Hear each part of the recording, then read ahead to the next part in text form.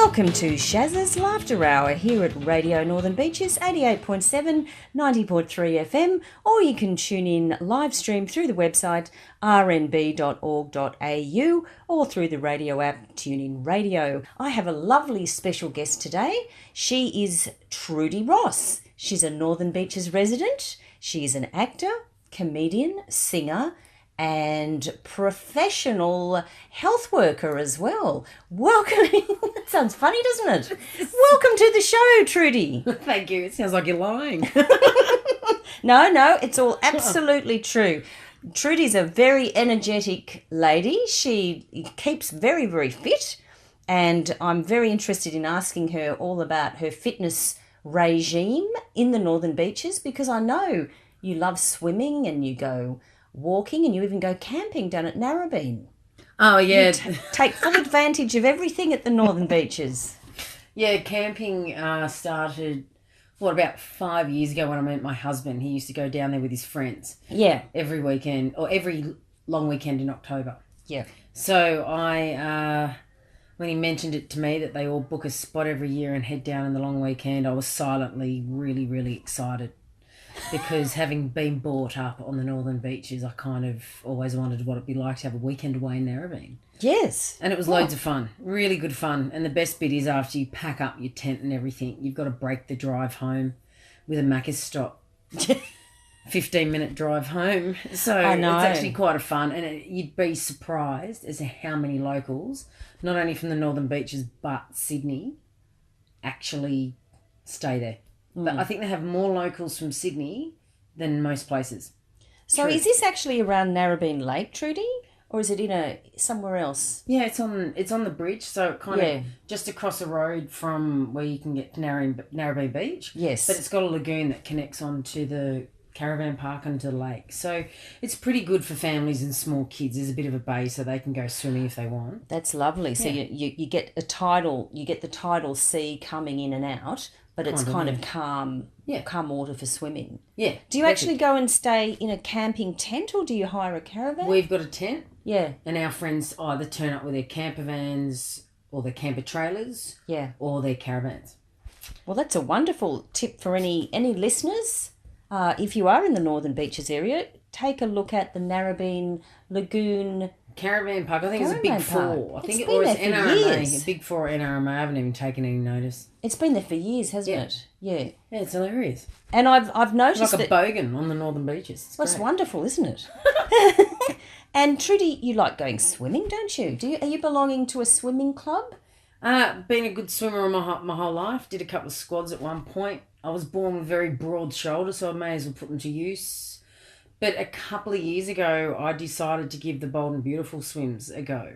Right. What are they, Trudi? Bold and Beautiful is just a free swimming community that swims from Manly Beach to Shelley and back every morning at 7 a.m, 365 days a year. Wow. So a woman about 8 or 9 years ago mentioned to a couple of friends if anyone wanted to do it with her, and it kind of organically grew from there. And it's a completely free thing. Anyone can turn up, but there's a whole bunch of volunteers that run it. Like if you register, you put your email down, they give you a pink cap for safety, they tell you the water temperature. It's really easy. It's for any age or any ability, really. So you just go down the ramp at Manly Surf Club, swim to the point, you wait for the go-ahead. Everyone kind of stops at the point, which is about 50 metres out from the beach, and then you swim onto Shelley Beach and you wait for the last person to come in so you can have a bit of a break there, and then you swim back. But depending on your ability or the size of the sea, because sometimes there can be enormous swells, you can go halfway, you can walk to Shelley, swim halfway, walk to Ferry Barrow, walk halfway, whatever works for you. And you can log your swims, so you can keep a log of how many kilometres you rack up over how often you do it. They even challenge you, so you can do a double, you can do what they call the boulder dash in summer, which is swimming beyond, like to Shelley and back, and then on to Queenscliff and back, and some crazy things like that. Or they challenge you to do 20 swims in winter with or without a wetsuit. So goodness me. First year I tried it, I found myself buying a wetsuit and the first morning I ever swam was one of those crazy weekends in Sydney where it was 5 degrees. Oh. And I thought, my God, it's going to be 5 degrees in the water. So I put my steamer, is it a steamer? Yeah, full-bodied wetsuit on. And I think the two girls I was swimming with at the time, we both walked to the water holding hands, expecting it to be completely freezing. And to my surprise, the water was about 14 degrees hotter. Oh, my goodness. And you couldn't feel it in the wetsuit. And it was amazing. And I found myself swimming all through winter. And the water was nicer. The conditions were better because you get southerlies over the headland there. The sea life is incredible. You've got dusky whaler sharks out at this time of year. So they're all babies. The eggs are left there and they grow and then disappear, thank God. But it's pretty amazing when you see them. They can be up to about 1 metre long. When you see them, amazing fish. There's big blue groper at Manly Point.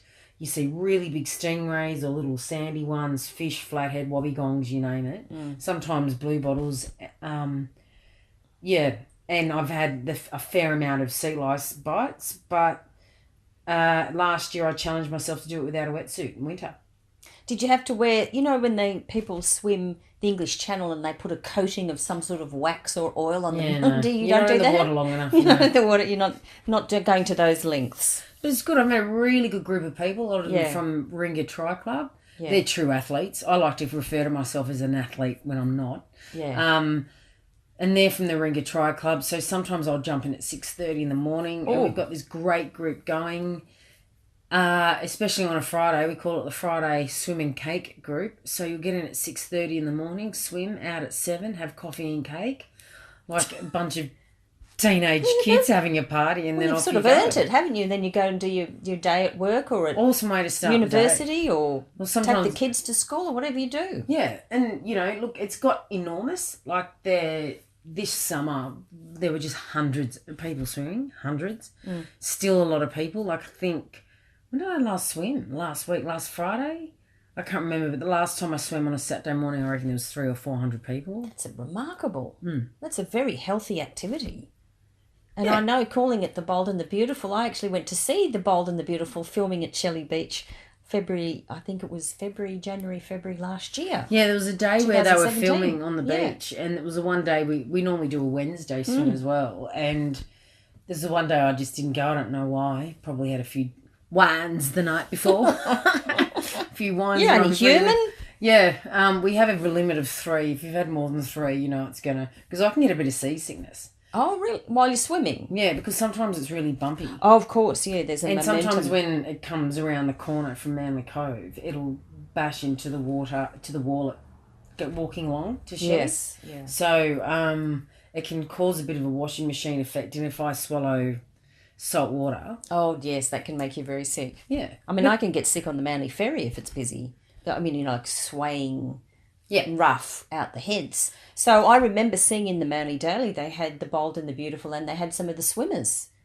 I think they were on set at the Bold and the Beautiful. Yeah, well, they were on set, so they all went and hung out with them while the swim came into Shelley. So, missed my moment, Shaz. Oh, look, I tell you what, looking for Thorn or Ridge. Ridge was there, and I tell you what, he's even more handsome in real life. I bet he is. With his swimming trunks on and his open shirt. It was very exciting. I felt all flushed. All flushed. There was mainly me and a bunch of nanas there, but it was very exciting. I think most of the Sydney Bold and the Beautiful fans went to, I think it was the Opera House one day, and I think they were somewhere, maybe at Parramatta. I think they were filming at different locations, but God, Parramatta. Wow. I can't remember. Maybe I've mixed that up, but I know there was many fans at the Opera House, but at the Shelley Beach shoot, very few fans, and I couldn't touch them. Yes, it's already been on air. It was last year. It was Liam and Steffi's wedding in Sydney, so yeah, right. That was very exciting.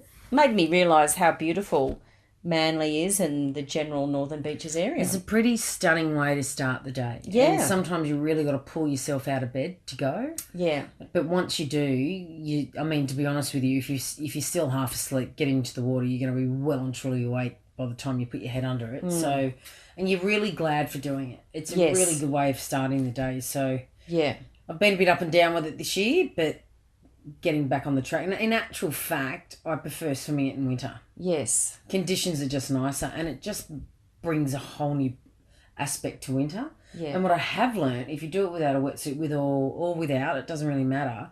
It's really good. It's apparently really good for your white blood count or Yes, your white it blood is, cells. yeah. So I didn't get sick all of last winter.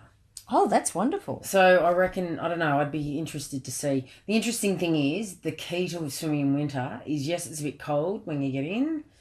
And if there's wind chill, it's freezing when you get out. But what you do is you save your 2-litre carton of milk when it's empty and you fill it with hot water before you leave in the morning. And as you get out, you just pour that over you and it just warms you back up. That's a great idea. Yeah. So any listeners, if you need a little tip on keeping warm in winter, tip some hot water or warm water over you in the carton of empty milk, of course. Don't mix it with the milk. Just a bottle. Or just anything. People bring down hot water bottles. Hot water bottles. Yeah. What a great idea. And Or you just feel all pop down, vigorous. have a swim. Pop down and say hi to Trudi. They do monthly dinners, and I saw Cameron Daddo there the other day. I was going to request a love song of him. Smooth FM. I was like, He could have sang it to you as he was doing his breaststroke back and we're down with the fishes. I know the water always looks really pretty. And what else do you like to do to keep fit and well, Trudy? Because you're an extremely busy person. I know you've been a professional actor, Yes, comedian, and you've worked with, and still are, in fact. We're not doing a eulogy yet, but you still are. That'd be nice. Alive and well. You've also done a lot of work with entertaining dementia care patients. Yep. So you've worked with therapeutic humour. Yep. And you're also a singer. A little bit. Yeah. It's been a dormant dream of mine to get better at the singing. I think I need, even at my age, to have a bit more training there. But it's amazing how acting training still develops the voice. Yeah. And I had to do a lot of singing when I was sort of doing the humour therapy, I guess you could say, in aged care with people living with dementia or Alzheimer's or multiple sclerosis or Hodgkin's disease, or anyone in aged care that needed a little bit of humour in their life. So did a lot of singing with that, and I'm about to start rehearsals for a show where I've got to sing 1 or 2 songs. So that will be a nice new challenge. So we'll see how we go, but obviously the good thing is I've got quite a low, deepish voice, if you haven't picked up already. Yes, it's a very husky voice. Very nice. Look, I wouldn't say it's up there with Celine Dion, but apparently it can hold a tune. I wouldn't say it's the best out there, but if I don't have people running for the exit door, it'll be okay. Putting their fingers in their ears and screaming, "Stop, please." Yeah. Do you have to dance or tap dance within this new production you're rehearsing for? Probably, I don't know actually, because I'm kind of narrating it in a way. Okay. So it's called Meet the Transylvanians. So it's a combination. It's like Rocky Horror meets the Munsters. So you've kind of got the straighty 180 characters from Rocky Horror, and it's the girl taking her boyfriend home to meet the parents. So it's like a Meet the Parents style show, but you've got the weirdo, the family's a bit weird like Rocky Horror. Yeah. So it's a tribute show, and it's a whole new brand. So you can go to an RSL or a Leagues Club and watch a tribute band of, say, In Excess or Elvis or Queen or whatever. We've kind of done in the past tribute shows in a small mashup of the movies. So we've done Grease and Hairspray, and we did a mash of that. We actually did Rocky Horror, and we did Blues Brothers with that and mashed those 2 shows together. So you had a 2-hour show. And it wasn't just singing the songs either. It was a proper theatrical, it was like a music theatre type experience, but singing the best bits. So the guy I'm working with has written this one because we have run into some, copyright challenges? So when they bring out a Rocky Horror in the big theatres, it kind of impacts us doing it smaller, which is understandable. So we've done those and they've been fun, but Meet the Transylvanians is just using all songs from different theatrical shows that people might know. Yes. But there are professional dancers in it. There'll be acting, there'll be characters, and it's an over 18s show. Yes. So it's just something different, and it's a different setup to normal theatre, because normally when you rehearse for theatre, you rehearse it in a block, and then there'll be a run of the show. So whether it go for Fringe like 3 weeks or you do a full couple of months, this is when the bookings come in. Yes. So we might have a full weekend of bookings at different RSLs or leagues clubs around Sydney or Greater Sydney or in New South Wales or even further. Or we might have one a week, or we might have a stint of them and then not one for a couple of months. Yeah. Depending on how the bookings come in, and we all share the roles. So if we get other work coming in, it's not putting pressure on you or the rest of the cast, so we can rotate. I see. Yeah. Excellent. And are you like in a troupe? Is it like a singing, dancing, acting troupe? Have you worked with these people before? I've worked with some of them before. No, it's just a guy who wrote it and he's directed it, and he's a very, very talented guy, and he does what anyone does when he needs cast for shows. He auditions them, but now he's got a pool of people that he can draw upon, and he'll continue to audition new people. And it's a different concept, so it's actually been hard for him to get interest sometimes, because you've got community theatre out there, which is a really great stepping stone and really well received, and some of the productions are amazing. They're unpaid. We get paid. It's not amazing, but you do get paid. Yes. And we've been in front of some amazing audiences. Like, we've been in front of 200, 300, 400 people because you're at the leagues club. So people turn up for a show and they eat, or they can eat a dinner show, and, it's just something different for them. So we're just trying to come at it with a different angle. So we just created this fun show that people, it's a bit weird. It's a little bit provocative. It's a little bit raunchy. It's funny. It might, it's an over 18s show. Yeah, so it might be a bit naughty in parts. There is a little bit naughty in parts. But there's no Harvey Weinstein moments. No. Put it that way. So we're very thankful for that. Yeah. And some of the larger RSL clubs have huge auditoriums. Yeah, massive. And really state-of-the-art theatres too. Yeah. So it's actually normally a long day, because when we get in, we've got to reblock the dancing, because depending on the size of the stage, we've got to do sound checks, then hair and makeup and all that kind of stuff, and then showtime. And it can be really fun. And then what we like to do is, at the end of the show, is in character go out and meet the audience and chat to them, and Oh, that sounds like a fun night out. You could have a wonderful hens night, or a special event. Go and see a dinner and theatre production of this type too. Yeah. Lots of fun. Yeah. So Trudi, now I know you've been an actor for many years. I believe you lived in London. Did you study acting in London, or was that just a trip overseas when you were younger? Two things. I did drama school like a lot of people did when I was younger. Yeah. And really liked it. I had a little role on E Street. Oh, E Street, yes. Oh, yeah. I was an underage girl. That was funny. I was in year 10 when I did that. So that was only a couple of years ago. That's right, 2 or 3.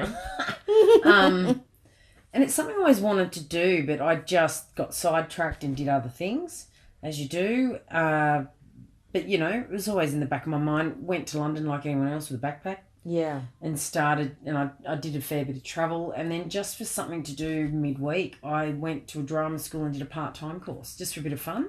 And this was in London? Yep, in London. Yeah. And then one night, one of the teachers pulled me aside and said, what was my intent with it? And I said, well, what do you mean? And he said, he goes, and he'd been an actor himself, and he said, look, I find it hard to encourage people to be an actor these days, because, God, you could actually have a living off it in his day when he was a young guy, but acting, I think they say that 20% of the people can have 80% of the work, and there is an imbalance, and it can be challenging, and a zillion people want to do it and all that kind of stuff. So, but he said when he felt there was someone that was worth or had talent, he felt it was his right to encourage them. And so I had that really lovely moment where he sat me down, so it kind of got me thinking, and I did one of those exercises that I think I learnt from Anthony Robbins, the big world's number one motivational speaker.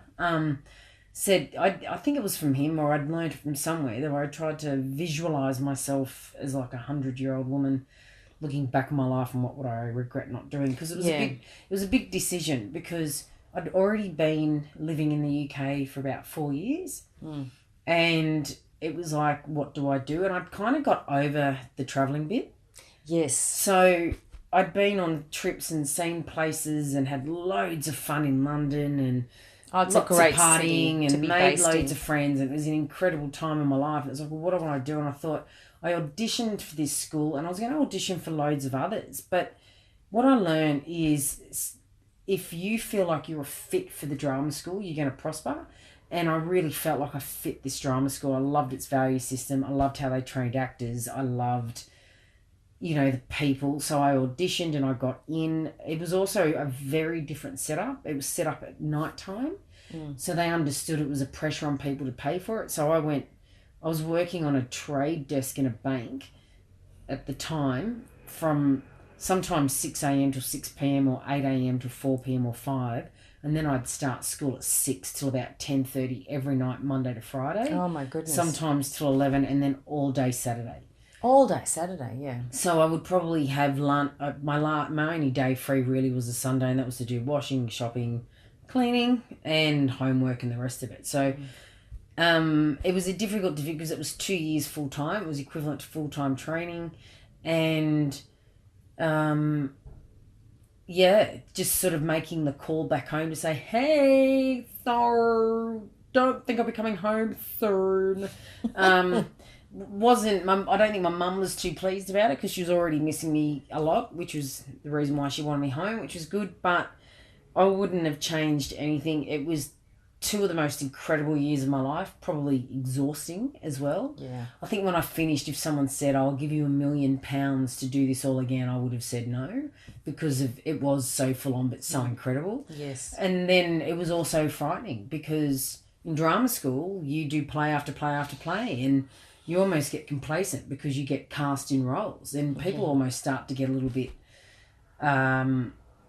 you'll speak up if you haven't got a role that you want or it teaches you a lot of things. So when you finish drama school, not only are you competing with a zillion other drama schools that have just graduated their students, plus all the other zillions of actors are out there and the ones that even haven't trained because plenty of people get where they are without as much training. They're just giving it a go, which is fine. But yeah, what I found was you just were used to acting all the time and then you had to apply for a job and you were lucky to even get an audition. And then after the audition, you had to get the role. But the school I went to really taught you how to be an actor.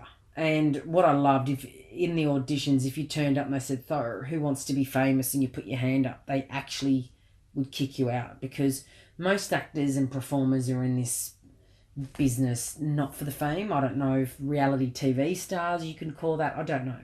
But most are in it for the art and what it does and how, we want to move and entertain people.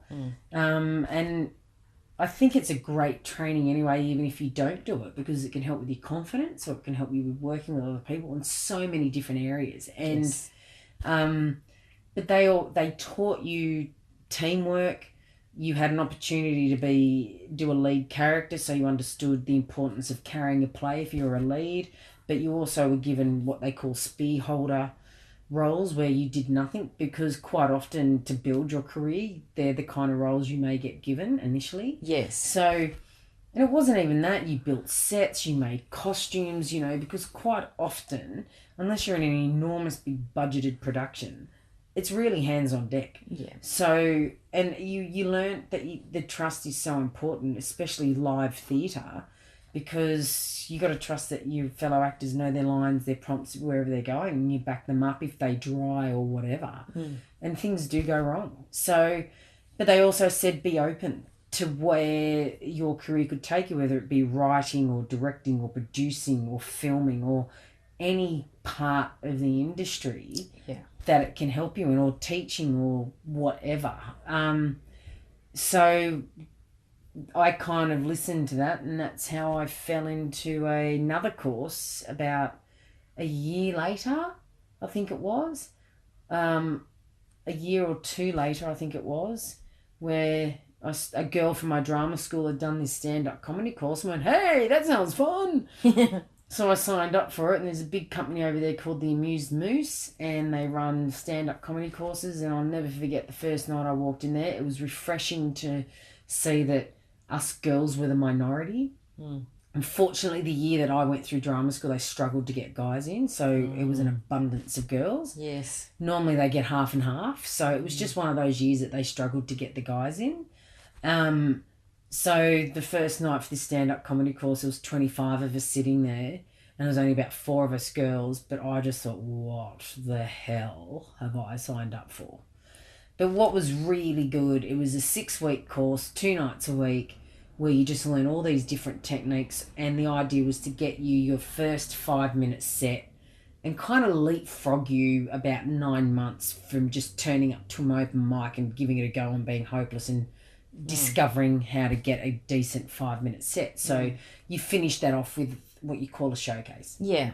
Which was funny in itself, because one of my favourite directors from drama school and a friend turned up that night, and we didn't know who was more nervous, him or me, because he just wanted me to do so well. Yes, of course. Like and I did mentor. okay. I did okay. A very surreal experience. I did okay. I think I was funny.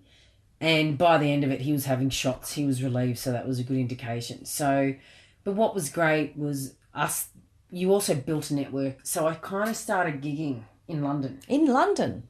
Yeah, but it was interesting because I was kind of... It was a bit daunting, because I was kind of told with stand-up to really make it, you had to gig 5 or 6 nights a week for about 14 years. And to me, that seemed too global, and the thought of that was exhausting, and the thought of that, I thought, my God, what kind of... And I hadn't really decided what I needed to do, and I thought stand-up would be a good side gig for me to be creative and help with other skills. So for a long time, I genuinely had a love-hate for it. But I also didn't know if I fit the mould in London. And after doing some gigs, I did some plays in London, and I did, started gigging, and it was great because I gigged with half the people that I did the stand-up school with. So you had a network, and we all That's talked. fantastic, yeah. Support group. Well, we all talk now. Friends, yeah. So we're still connected now, which is unreal. And most of those, were they from the UK? Yeah, pretty much all of them. Yeah. And they're still living there? Yeah. Yes. And not all of them are gigging, but some of them are, and some of them doing really well. One guy actually was writing for Sacha Baron Cohen at the time. Very funny guy. He was a character comedian. Like, he had the funniest character. He was a monk doing stand-up. And you know what it's like, Sharon? You see someone do stand-up for the first time and you laugh, but you see their gigs over and over again and you don't laugh. Every single time I saw this guy do his monk, I pissed myself laughing. Yeah. It was just so funny every time, and I thought, wonderful. So that was good. But I got homesick. I came home to Australia. So initially, Trudy, were you on like a holiday work visa for No, someone? I was really lucky. I had an ancestral visa. Oh, okay, yes. I've got something So I like had that. grandparents from Scotland. So immediately at the time, I had a 4-year ancestral visa. And then I was able to get indefinite to leave remain, and then I became a British citizen. Okay. So I'm officially posh. You are. I even can though see I sound that. like Sophie Monk's bogan sister. So a lot of people say I sound like her. You can bung it on if you need to. The poshness. I think I'm just naturally bogan. Yes. Yeah. So I came home, and I'd done a couple of courses in LA. Yeah. I'd done some courses in LA and New York, because at one point I had a really amazing opportunity to do Shakespeare in Cambridge. I did what they call the Cambridge Shakespeare Festival. So I was based in Cambridge for a couple of months doing Shakespeare. And I just got the bug so bad. Well, you have to have a nice voice to do Shakespeare, don't you? You weren't being a bogan with Shakespeare in No, Cambridge. it was received pronunciation. Yes, you would have. Yes. It wasn't posh, but it was just more neutral. Neutral, but enunciated. Yeah, well, more neutral, but I've been home for almost 9 years, so I think that neutral, I'd have to work on it. That's gone out the window, really. You don't need that when you go to the shops down the road, do you? No. Hello. What a wonderful experience. Cambridge is beautiful. Stunning. Yeah. Stunning. And to do it in period costume, and I was placed at King's College to do one of the plays, Much Ado About Nothing, and the gardens were apparently, up to 400 years old. Oh. And to just be amongst that history and stay in the old colleges and live, and what was really fun was you were amongst 45 actors and directors in this bubble for 2 months. Just you'd be performing a play at night, rehearsing one during the day, but the last 3 weeks you were just performing a play Monday to Saturday and doing matinees, and then but it was just a really, really fun time. So I thought, that's it, I'm going to the United States. So I went and I thought, well, where would I base myself? And so I did a course in New York and then in LA. And, but why I didn't go there is I'd been away from home for so long. I thought, I just need to come home and reconnect. And I just thought, you know what? I made a decision to have life. To have a life. And I'd seen a lot of people doing it really rough in LA. And I just wasn't in that headspace to do it. I think at the time the buzz type of people were young European type people, and I'm blonde hair, blue eyed. I really wasn't anything different. I've always been a solid size 12 girl. I'm certainly no size 0, and I just didn't feel like I had the confidence at the time to break through what Hollywood was looking for. Yeah. And I'd also made a conscious decision just to see how I could go back in Australia. And yes. So I kind of stepped into the stand-up world there, and I've made a lot of friends, and I've been in and out of it. Yes. And because other things have taken focus, I guess. But it's always, ironically, as much as I've had a love-hate with it, it's become my constant. Yes. Because I think deep down I've always just loved making people laugh. It's a wonderful gift to make people laugh. And yes. It's obviously very healthy for them to laugh, but it's healthy for you to contribute to that too. Yeah. So out of that, I kind of picked up, which you've done, I know, some comedy trivia gigs. Yes. Which to me were really invaluable. And I've done that for 6 years, between 1 to 2 nights regular a week.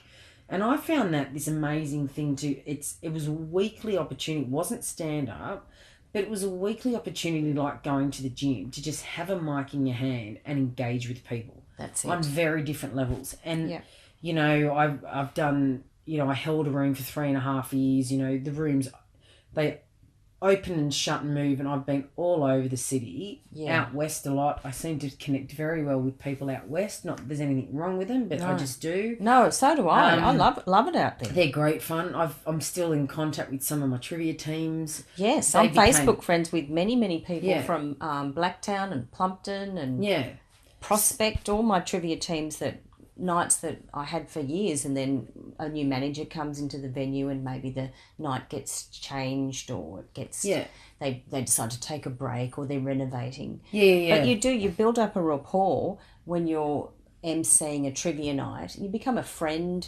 a confidant sometimes, and it's really nice. I like the community of it. You build up friendships and sometimes join people up, and lonely people come in and they have a nice night in a very enjoyable environment. It's very safe. Yeah. You can go to a trivia night by yourself if you're a woman, if you just want a night out. Yeah, it's a great idea. Older people, some of the clubs, there's lots of groups of older seniors, and they can have a lovely night out and have a meal, or they sometimes bring their own sandwiches or bags of lollies. Yeah.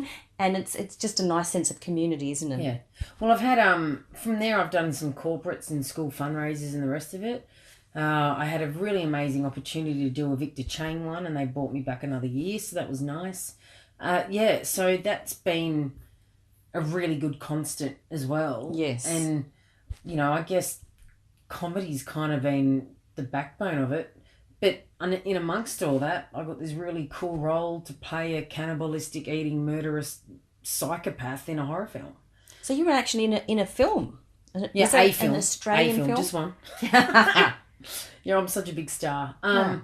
Yeah, it was called Charlie's Farm, but it had Tara Reid from American Pie or the Sharknado films. Yeah. And a really awesome guy called Nathan Jones, who is a 7 foot or almost 6'11" or something foot giant Australian guy. He's done a lot of kung fu movies.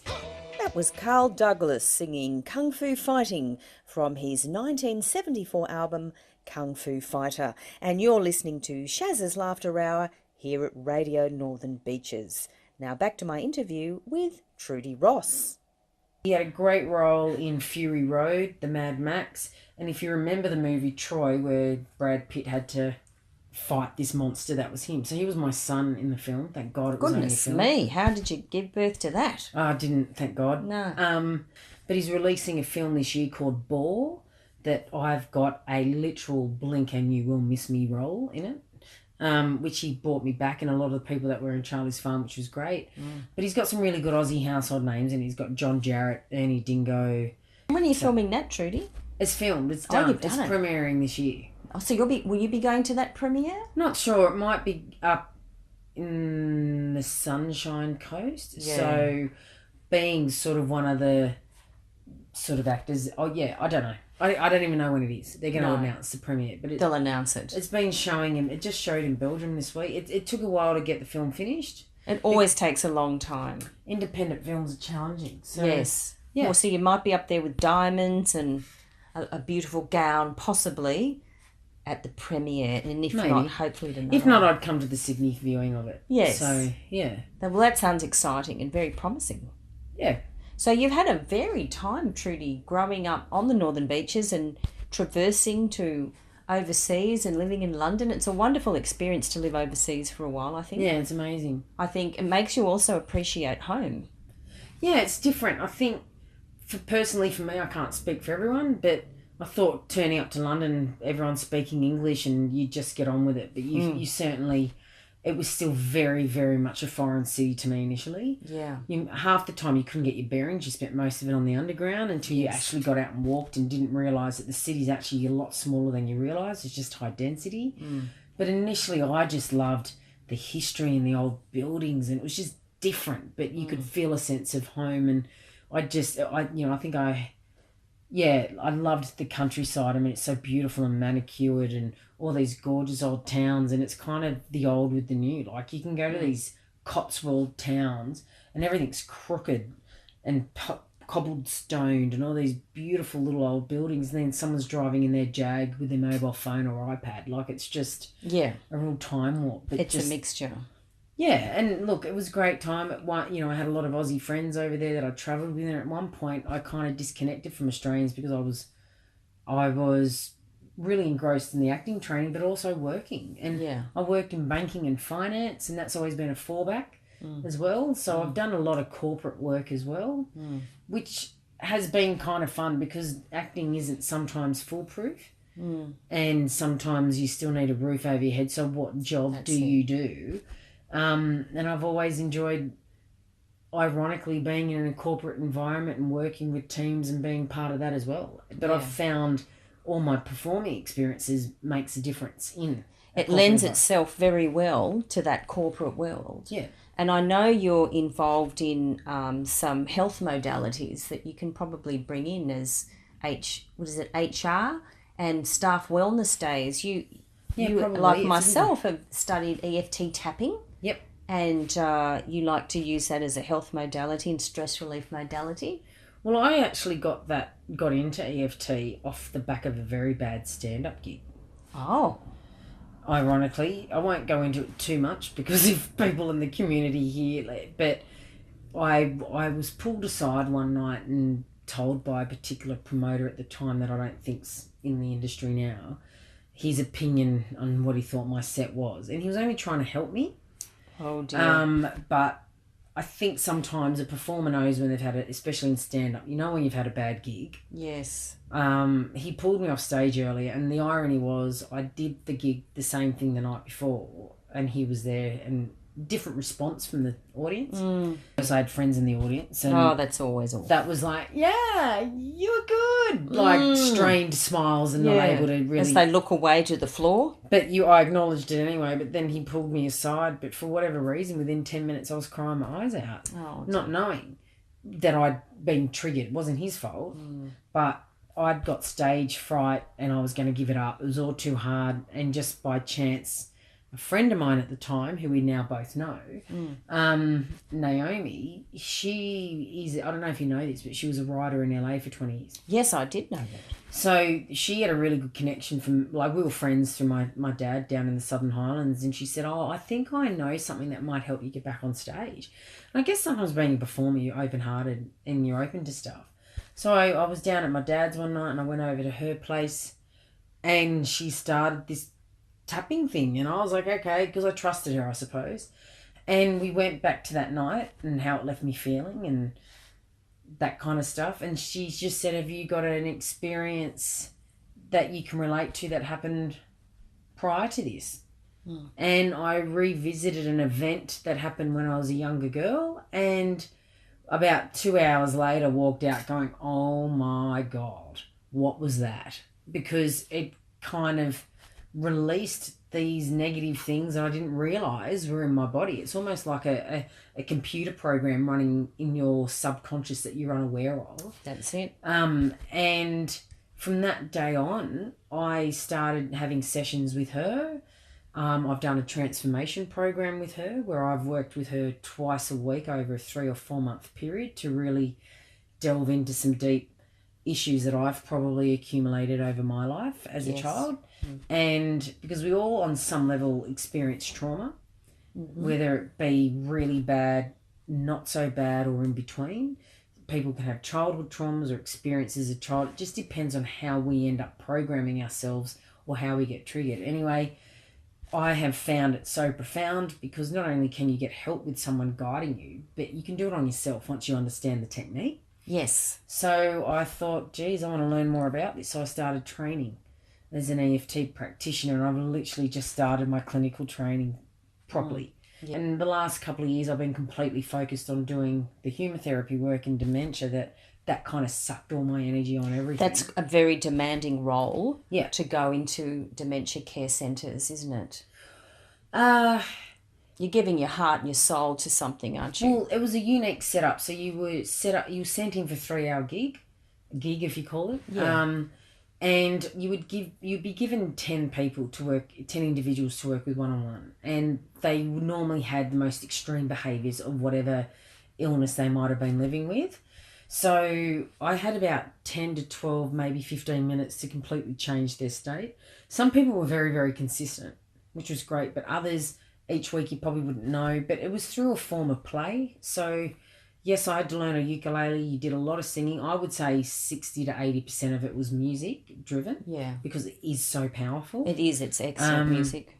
But, you'd have wigs, you'd turn into characters, dress up, props. It sounds very childish when you hear about it. It's childlike.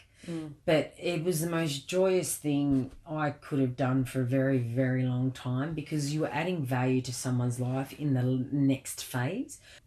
Aged care managers and aged care workers are incredibly hard-working and lovely people. I've learnt so much about humans, about human life, about disease, I love old people. My fear about getting old is just not having someone older than me to draw on. When these people pass, it's like a library burns down of knowledge. And it didn't matter if they had a certain form of dementia or anything, you could unlock stories which was so fascinating and amazing. Or even if they couldn't really talk and you'd sing a song and they'd start singing or dancing or moving or just seeing joy in their eyes was just so humbling. Humbling and rewarding. And a wonderful job to do with them, treating people with respect and using therapeutic humour and actual contact, socialising. Just so much respect for care workers in the industry and more respect for nurses and everything. The nurses are wonderful, aren't they? Anyone that works in a hospital and carers and in that kind of situation really are quite dedicated. And with the ukulele playing, did you have to have lessons? I had a couple of cheat lessons, like here's a couple of chords, off you go. So it's kind of been self-taught. I could definitely be better. Yeah. But I just thought, how cool is this? I actually did feel like a bit of a rock star, which I've always I've been a closet one like most people in my bedroom. I think we'd all like to be rock stars, wouldn't we, deep down? But I can sing a couple of songs. Look, the good thing about that job is it kind of forced you to keep playing every week. Whereas now that I've had a break from it, not as much. Standards dropped a bit. The standards dropped a bit. So we need Trudi to get a ukulele out, perhaps after one of you had one of your wonderful swims, and go down to Manly and get your ukulele out and do some busking. Yeah, there's a couple of songs I've started to learn, which is kind of cool. So, like I said to you before, I've got this dormant dream to learn enough songs on the uke and sit in the corner of a cafe and You'd love to be a singer. Well, there's many cafes in Manly, in the Northern Beaches, anywhere in Sydney. You could become a cafe singer. But it makes me laugh because all those guys in the cafes singing with their guitars just have dreamed to get on, to have their big recording contracts and fill the stadium. You'd be perfectly happy. What kind of singers and music do you like, Trudy? Do you have any favourites? I'm all over the shop with my music. Yeah. I genuinely like what I enjoy hearing, but it depends on the mood as well. It is. Music is very mood-based, I find. As far as a muse, I've always gravitated to people like Bette Midler because she's just an all-round entertainer. She can be funny, she can sing, she can bust a move, she can act, which is what I've tried to gravitate. We're such open-hearted people that performers implode at any given thing, and you can be incredibly emotional, or we can be very interesting people. We can, and we are. Yeah. So. And you're very interesting, Trudy. Very interesting, versatile, interesting, well-travelled, fitness. Involved in all sorts of fitness with a few fat rolls. Don't get me. I'm no walking Elle Macpherson. I think I can barely see anything. You look absolutely marvellous. It's about trying to keep a bit active and move your body. One thing I did learn in aged care was moving your body. It's important. But anyway, in any age, but particularly as you get older, start moving, keep fit, stretch, keep active, all of that. And have a glass of wine too. Have your glass of wine and have some social relationships too. Yeah, it's important. So you're not feeling lonely. Yeah. Well, we're just about to finish up our interview with our wonderful guest, Trudi Ross. I was going to say, Trudy, we might put on a wonderful song for you. Do you like any Australian music in particular? Yeah. INXS has always been my favourite band. Yes, me too. Oh, yes, I've got a favourite song. It's Stairs. I went to a function at the beginning or towards the end of the year with my husband, and Lane Beachley was there and her husband Kirk Pengilly from INXS. Yes. And I walked up and introduced myself to him to tell him a story how I was at the same gym as him one day on the walking machine listening to my favourite INXS song, and he walked past and left me very confused because I was like visually looking at an INXS band member while I was listening to a song on the walking machine. And he said, "Why didn't you come and say hello?" And I said, "Well, I didn't really want to disturb you." That was fine. But then I decided to get into a very big conversation telling him that my favourite song, Steps, why did it never get popular? And then he had to correct me to say it was Stairs. So, oh dear, maybe that's a wonderful story to finish up with. Well done, Trudy, I'm sure. Northern Beach is big as Wally. There you go. There you go. Well, thank you very much, Wally, for being on You're welcome. On Shazza's Laughter Hour this week. Sophie Monk's distant sister. Yes, very distant. Well, I don't look like her though, that's the problem. Well, it's not really a problem. You just look like yourself. I think you look pretty damn good. Oh, thanks, Dad. Yeah. So thank you very much to our special guest this week, Trudi Ross. Yay! And let's wish... Thank you for listening. Thanks. Let's wish Trudy all the best with her upcoming production. What was the name of your... Meet the Transylvanians. Meet the Transylvanians. Keep your eye out or your ear out for that. Yeah, I think we're going to rehearsals in a couple of weeks. Going into rehearsals, it will be on tour and probably in some local venues in the Northern Beaches. Hopefully it will. Yes. Yeah. And we wish you all very well with your EFT tapping training. Yes, that'll be interesting. And your future endeavours. Yeah, thank you. And we might see you down at Manly Beach having a big swim. Yes, come and join me. Bold and the beautiful. Look for a pink hat. Yeah. Look for someone that looks a bit like... There'll be about 500 of them. She looks a bit like Sophie Monk in a pink hat. No, I sound like her. Anyway. Thank you for listening to Shazza's Laughter Hour here at Radio Northern Beaches, 88.7, 90.3 FM, or you can listen through the website rnb.org.au. And until next Thursday, 6 to 7 p.m, thank you for listening and have a happy, healthy and laughing week.